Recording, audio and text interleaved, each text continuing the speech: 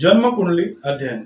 दोस्तों, हर एक व्यक्ति अपने भविष्य के बारे में जानना चाहता है, जैसे कि मेरा मैरिज लाइफ कैसा होगा, मेरे नसीब में संतान सुख किस तरह से होगा और मेरे लाइफ में फाइनेंशियल कंडीशन कैसी होगी। तो ऐसे कुछ चंद सवालों के जवाब जानने के लिए राजस्थान कोटा से हमें भेजा है पुलकित शर्मा जी ने। वो जानना चाहते हैं ये सब सवालों के जवाब।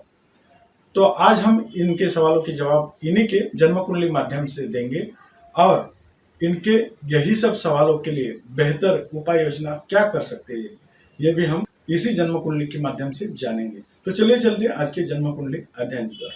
तो इस वक्त जो 12 नंबर की कुंडली आपको दिख रही है वो है मीन लग्न की। मीन यानी मछली। जैसे कि मछली एक्वेरियम में, समुद्र में यहाँ वहाँ ऐसे ही भटकती रहती है, वैसे इनके लाइफ में भटकाव जरूर रहता है। और इनकी राशि बनती है जहाँ पे 6 नंबर लिखा है यानी कन्या, तो इनकी राशि भी बनती है कन्या। ये भी द्विस्वभावी राशि है, यानी द्विस्वभावी लग्न और द्विस्वभावी राशि, यानी ऐसे लोग कॉन्क्रीट डिसीजन नहीं ले पाते। हालांकि ये अपने आप को जरूर सुधार सकते हैं। तो चलिए जानते हैं इनके एक एक सवालों के जवाब। पहला इन्होंने पूछा है इनका करियर कैसा होगा। तो करियर का भाव जानने के लिए हमें देखना पड़ता है कुंडली का दशम स्थान, जहाँ पे 9 नंबर लिखा है, और वहां पे ही 9 नंबर यानी गुरु की राशि होती है, और वहीं पे विराजमान है देवताओं के गुरु बृहस्पति, जो कि अपनी ही राशि में होने की वजह से यहाँ पे हंस नामक एक राजयोग बनता है, जिसके वजह से इनका करियर बहुत ही अच्छा है।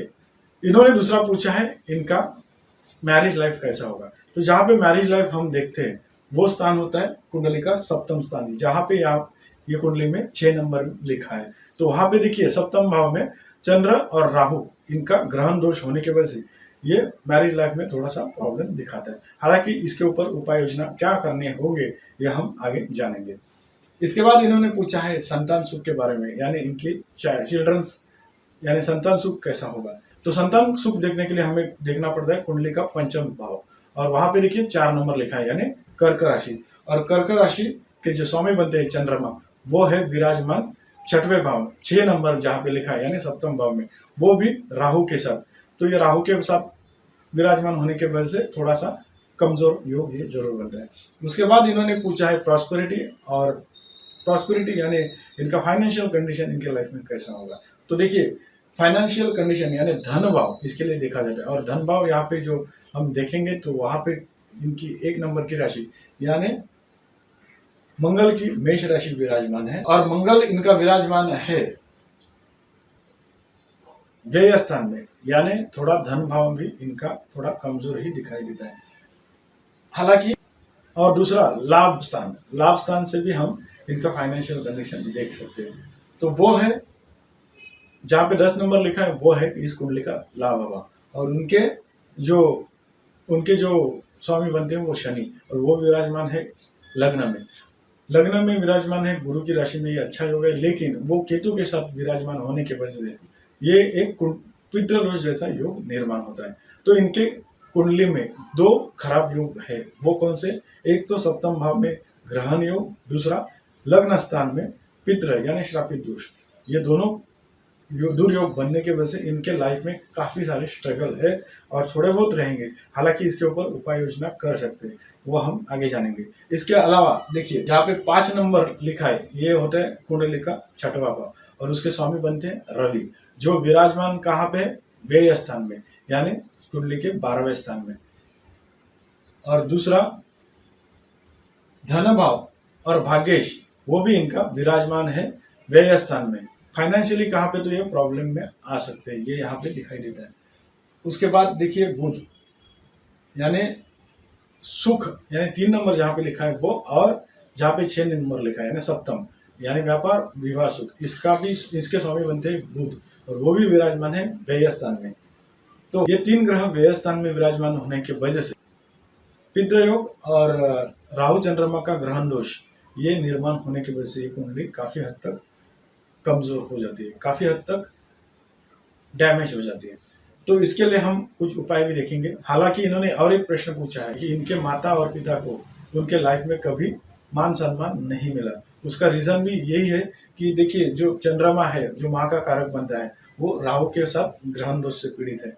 दूसरा जो रवि है वो है व्यय स्थान में यानी विनाश के भाव में, यानी जो रवि माने पिता का जो कारक ग्रह है वो रवि है, और वो है विराजमान व्यय स्थान में यानी विनाश के भाव में, और वो भी शनि के यानी अपने पुत्र के राशि में। तो ये थोड़े कमजोर हो जाते हैं। तो इसके वजह से ये योगी ऐसे कुछ बने हैं जिसके वजह से इनके माता पिता को भी काफी सारा कष्ट मिला। अभी फिलहाल इनको राहु की महादशा चल रही है जो कि खराब है।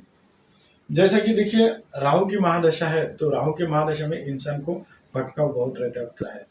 तो इसके लिए पहला तो देखिए क्या क्या इनको उपाय योजना करनी चाहिए। पहला तो जो शनि और केतु का यहाँ पे लग्न में ही जो पितृदोष निर्माण हुआ है उसके लिए इनको पितृदोष की शांति करनी होगी। दूसरा, जो सप्तम भाव में चंद्रमा और राहु का जो ग्रहण दोष है उसकी भी उनको शांति किसी पंडित से करनी होगी। उसके साथ उनको बुध, मंगल और राहु, यानी बुध के लिए ये पन्ना, मंगल के लिए मूंगा और रवि के लिए मानिक, ये अगर ये धारण करते हैं तो काफी हद तक इनके प्रॉब्लम सॉल्व हो सकते हैं। हालांकि इनको फिलहाल अगर ये फाइनेंशियल कंडीशन में नहीं है तो ये कुछ मंत्र भी बोल के कुछ हद तक अपने प्रॉब्लम सॉल्व कर सकते हैं। और दूसरा, राहु की महादशा जब तक खत्म नहीं होती तब तक इन्हें थोड़ा स्ट्रगल करना ही है, लेकिन ये वक्त वो अच्छी तरह से इस्तेमाल यूज करके ले सकते हैं ताकि किसी भी चीज को, किसी भी प्रतियोगिता यानी बड़े से बड़े प्रतियोगिता में अगर आपको जाना है तो उससे पहले के जो टाइम है काफी टाइम तक उनको मेहनत करनी होती है, मशक्कत करनी होती है।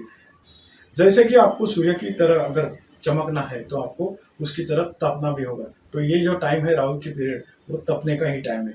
वो जो पीरियड है या इसमें आप जो भी आपके प्लानिंग्स, जो भी आपको बनना है उसके लिए बहुत सारी मेहनत कर सकते हैं, क्योंकि उसके बाद आने वाली गुरु की दशा, गुरु की महादशा, वो एक लाइफ चेंजर बन सकती है।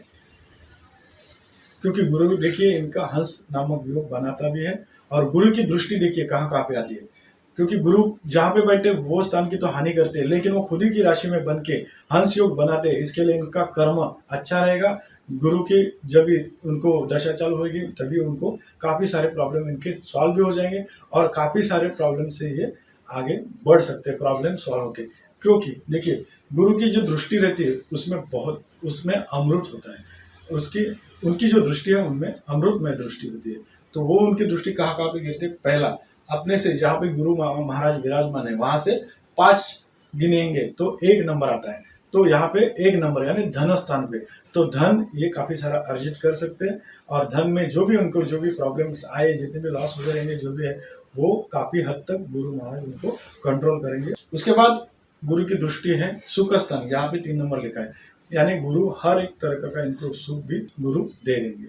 उसके बाद इनकी दृष्टि है रोग, रिपु और शत्रु, यानी इनके जितने भी शत्रु अगर ये मानते हैं, हालांकि लाइफ में कोई किसी का शत्रु हमेशा के लिए नहीं होता, लेकिन अगर ये मानते हैं कि कोई उनके शत्रु है, यानी कि जो भी कॉम्पिटिटर है, तो शत्रु जितने भी हैं वो कंट्रोल में आ जाएंगे, और इनकी लाइफ जो है वापस से सुधरेगी, संवर जाएगी।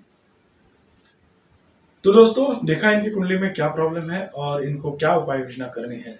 अगर ये इसके साथ इनको कुछ मंत्र भी हम सूचित करते हैं, जो मंत्र सुबह हर एक मंत्र 50 बार बोलना होगा, ताकि इनकी कुंडली में जो निगेटिविटी है वो निकल जाएगी, और काफी हद तक इन्हें पॉजिटिविटी महसूस होके ये आगे बढ़ने में कामयाब होंगे। जैसे कि पहला मंत्र है चंद्रमा का, दरिशंकर तुषाराभम शिरोधारण संभवम नमामि शशिनम सोमम शंभो मूर्खभूषण। दूसरा मंत्र है शनि का, नीलांजन समभासम रविपुत्रम यमाग्रजम छाया मार्तंड संभुतम तम नमामि शनेश्वरम। उसके साथ मंत्र है बुध का, प्रियम कुकलिका क्षामम रूपेण प्रतिमम बुधम सौम्य गुणोपेतम तम बुधम प्रणामाम्यहम्। उसके बाद मंगल का, धरणी गर्भ संभूतम विद्युत कांति समग्रपम कुमारम शक्ति हस्तम च मंगलम प्रणामाम्यहम्। उसके बाद रवि का मंत्र जपा कुसुम संकाशम काश्यप्यम महद्वितीयम तमोरिम सर्व पापग्नम प्राणतोस्मि दिवाकरम। इसके साथ वो रवि को जल अर्पण कर सकते, यानी रवि को अर्घ्य वो देंगे सुबह, तो ये इनके काफी सारे प्रॉब्लम सॉल्व होंगे, और इनके जो लाइफ में मान सम्मान इनको जो नहीं मिल रहा है, यानी प्रतिष्ठा जो भी नहीं मिल रही, वो भी उनको आहिस्ता आहिस्ता मिलने चालू होंगी, और ये आगे चल के अपने माता पिता का भी नाम रोशन जरूर करेंगे, यह हमें विश्वास है। लेकिन इसके लिए इन्हें भी कड़ी मेहनत मशक्कत करनी होगी, ताकि आगे के इनके योग काफी अच्छे हैं। फिलहाल इनको ये जो उपाय है वो अगर करते हैं तो उनको काफी हद तक राहत मिलेगी। और ये जो उनको हमने मंत्र सूचित किए वो उनको एक छोटा सा बुक आता है नवग्रह मंत्र का, जो जिसमें 9 ग्रहों के मंत्र होते हैं, उसमें से ये मैंने जो बोले हैं, मैंने जो आपको बताए सूचित किए हैं, वो 5 मंत्र, हर एक मंत्र 50 बार दिन में सुबह बोलना होगा। तो अगर ये उपाय योजना ये करते हैं तो लाइफ में काफी हद तक ये अपना लाइफ सुधार सकते हैं, संवार सकते हैं। तो दोस्तों देखा आपने इनको कुंडली में जो प्रॉब्लम है उनके वजह से इनको क्या कुंडली में क्या दुर्योग है और उसकी वजह से इनको क्या प्रॉब्लम फेस करने पड़ रहे हैं। तो दोस्तों आप भी अगर अपना जन्म कुंडली अध्ययन फ्री में करना चाहते हैं और आपके समस्या के लिए उपाय योजना जानना चाहते हैं तो हमें यूट्यूब कमेंट्स में आपका बर्थ प्लेस, बर्थ टाइम और बर्थ डेट और उसके साथ आपकी समस्या कमेंट्स में लिख डालिए और हमारा चैनल सब्सक्राइब करना ना भूलिए। अब तो दोस्तों अब तक के लिए इतना ही, मिलते हैं अगले वीडियो में, तब तक के लिए नमस्कार।